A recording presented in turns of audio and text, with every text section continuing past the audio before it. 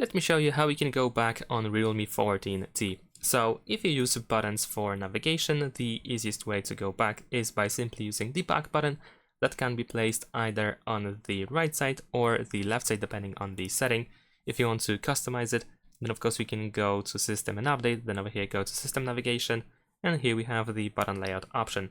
So if you tap on the back button, you will simply go back. However, if you use gestures for navigation, in that case, in order to go back, we need to perform this gesture. We need to swipe from the left side of the phone towards the middle, like this. And as I'm holding, as you may notice, over here we have this arrow that is indicating that we are about to go back. Of course, we can do this much faster, and this is how we can go back. In addition to that, you can also perform a similar gesture, but you can swipe from the right side to the middle instead. And this also allows you to go back. As I am performing this gesture, as you can see over here, we also have the arrow that is indicating that we are about to go back.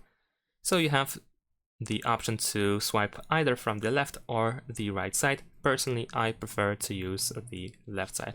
And that's all. Thanks for watching. Leave a like and subscribe to my channel, and see you in my next videos. Bye.